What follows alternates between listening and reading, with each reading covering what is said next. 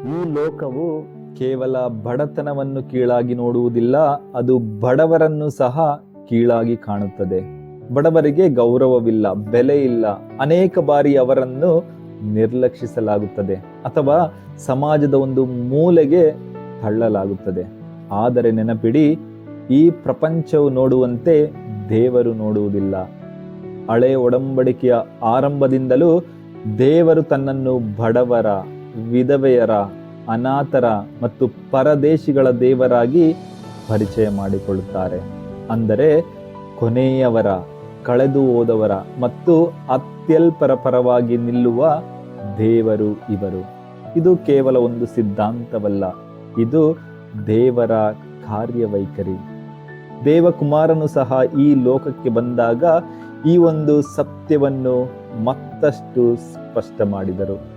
ಪ್ರಭುವು ತನ್ನ ಹೆಚ್ಚಿನ ಸಮಯವನ್ನು ಬಡವರೊಂದಿಗೆ, ರೋಗಿಗಳೊಂದಿಗೆ, ಅಲ್ಪರೊಂದಿಗೆ, ಪಾಪಿಗಳೊಂದಿಗೆ ಕಳೆದರು. ಅವರು ಇಂತಹವರನ್ನೇ ಸಮಾಜದಿಂದ ತಮ್ಮೊಡನೆ ಇರಲು ಆರಿಸಿಕೊಂಡರು. ಅವರೊಂದಿಗೆ ನಡೆದರು, ಅವರೊಂದಿಗೆ ಕುಳಿತು ಉಂಡರು ಮತ್ತು ಅವರನ್ನು ಮೇಲೆತ್ತಿದರು. ಪ್ರಿಯರೇ, ಇಂದಿನ ಶುಭ ಸಂದೇಶದಲ್ಲಿ ನಾವು ಅಷ್ಟಭಾಗ್ಯಗಳ ಕುರಿತು ಆಲಿಸುತ್ತೇವೆ. ಅದರಲ್ಲಿ ಮೊದಲನೆಯದು, ಬಡವರು ಭಾಗ್ಯವಂತರು, ಸ್ವರ್ಗ ಸಾಮ್ರಾಜ್ಯ ಇಂಥವರದು.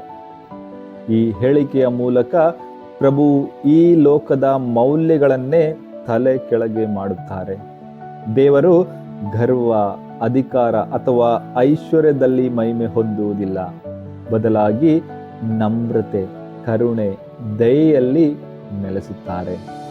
ಏಕಾಂಗಿಗಳಾದವರ, ನೋವಿನಲ್ಲಿರುವವರ ಮತ್ತು ಅಂಚಿಗೆ ತಳ್ಳಲ್ಪಟ್ಟವರ ಪರವಾಗಿ ದೇವರು ಸದಾ ನಿಲ್ಲುತ್ತಾರೆ. ಪ್ರಿಯರೇ, ಹಾಗಾದರೆ ನಮ್ಮ ದೇವರು ಬಡವರ ದೇವರಾಗಿದ್ದರೆ ಇಂದು ನಮ್ಮ ಮುಂದೆ ಒಂದು ಗಂಭೀರವಾದಂತಹ ಪ್ರಶ್ನೆಯೂ ಸಹ ಇದೆ.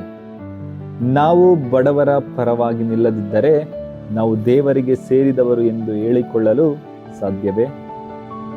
ನಂಬಿಕೆ ಎಂದರೆ ಕೇವಲ ಪ್ರಾರ್ಥನೆ, ಪೂಜೆ, ಪುರಸ್ಕಾರ ಮಾತ್ರವಲ್ಲ. ಅದು ನಾವು ಯಾರ ಪರವಾಗಿ ನಿಂತಿದ್ದೇವೆ, ಯಾರೊಂದಿಗೆ ನಿಂತಿದ್ದೇವೆ ಎಂಬುದರ ಮೇಲೆಯೂ ಸಹ ಅವಲಂಬಿತವಾಗಿದೆ. ದೇವರೊಂದಿಗೆ ನಿಲ್ಲುವುದು ಎಂದರೆ ನಾವು ಬಡವರೊಂದಿಗೆ ನಿಲ್ಲುವುದು, ಅವರ ಪರವಾಗಿ ನಿಲ್ಲುವುದು, ಅವರ ಘನತೆಯನ್ನು ಗೌರವಿಸುವುದು ಮತ್ತು ಅವರ ಜೀವನದಲ್ಲಿ ದೇವರ ಪ್ರೀತಿಯ ಸಂಕೇತವಾಗಿ ಬದಲಾಗುವುದು. ದೇವರು ನಮ್ಮೆಲ್ಲರನ್ನು ಆಶೀರ್ವದಿಸಲಿ. ಆಮೇನ್.